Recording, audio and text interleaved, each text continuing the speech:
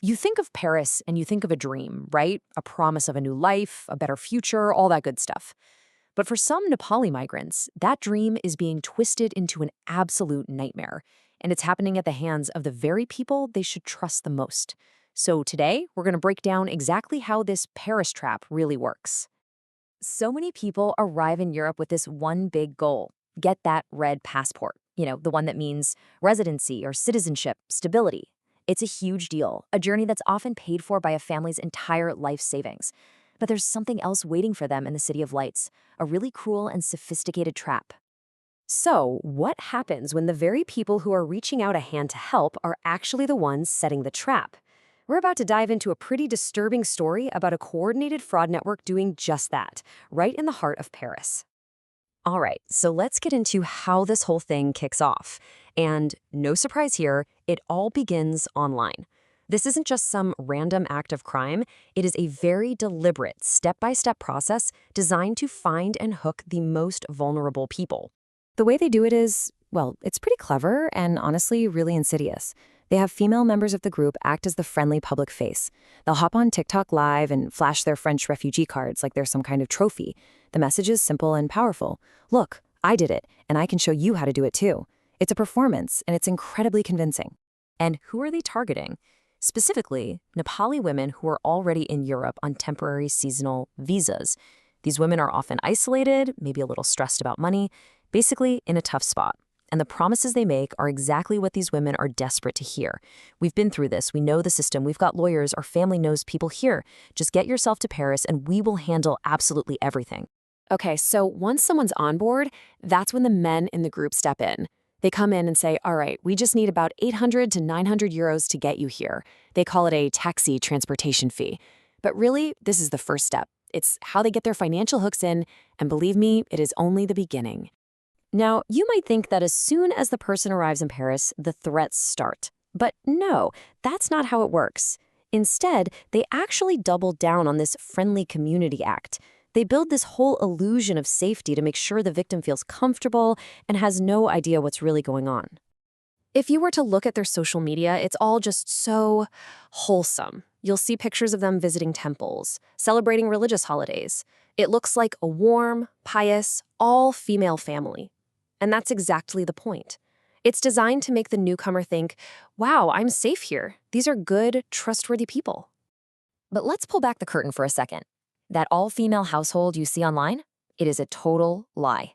The men are the ones running the show from behind the scenes. They don't even live with the women. They just show up when it's time for business, which in this case means exploiting the newest person to arrive. The whole thing is a meticulously crafted illusion. So they keep up this friendly charade, this welcoming act, for just long enough. They're waiting for one very specific, very important thing to happen. It's a small legal detail, but it changes the entire power dynamic. Here's what they're waiting for. The moment the person's original visa, the one from whatever European country they came from, expires, the second that happens, boom, she is now undocumented in France. And just like that, she is completely at the mercy of the people who brought her there. And this is when everything changes. All those promises of a good job, of easy paperwork, gone. Vanished. The dream of a new life in Paris just dissolves into this awful reality of being trapped, illegal, and with absolutely no power. The trap has snapped shut.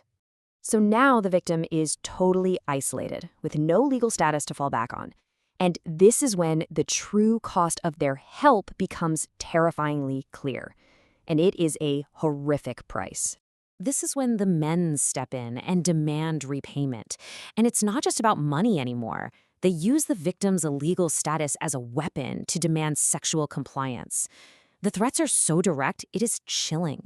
Things like, if you don't obey us, you'll have to go back home. You are already illegal here. Wouldn't it be better to be with me quietly? And it gets even worse. The coercion isn't just directed at the victim. They use her situation to shake down her family back home in Nepal. They start calling relatives, pressuring them for more and more money, basically holding their loved one's desperate situation over their heads. They are literally weaponizing a family's love and concern. To keep total control, they also cut her off from the outside world digitally. They'll force her to create brand new email and WhatsApp accounts. But here's the kicker: they set their own IDs as the recovery contacts. This gives them total access. They can read everything, monitor every conversation, isolate her from anyone who could actually help, and completely control the narrative her family hears. So, all this money they're extorting, where does it go? Well, it is definitely not going to help anyone with their asylum case. No, it's paying for the traffickers' rent, their food. They're going out to expensive restaurants, going sightseeing around Paris, throwing parties. They are funding their entire lifestyle on the desperation of the people they've trapped. A story like this forces you to ask some really tough, really uncomfortable questions. Questions about community, about trust, and about what it even means to be from the same place. In fact, the original source material puts it this bluntly. It asks, has humanity truly died among Nepalis abroad? Because when you have people preying on their own, people who share the same culture, the same struggles, the same dreams, that is a kind of betrayal that just hits differently. It's so much deeper. I mean, just try to put yourself in the family's shoes. You pour everything you have, your savings, your trust, your love, into sending your child or your sibling abroad for a better future. And then to find out that all of it was just consumed by predators from your own community, the pain of that betrayal is just unimaginable. So, in the end, this is more than just a crime story. It's a massive wake-up call. It's a warning to families back home, for sure. But more than that, it's a challenge to the conscience of the entire Nepali diaspora. It leaves us with a heavy question. When someone is vulnerable and thousands of miles from home, whose responsibility is it to stand up and protect them?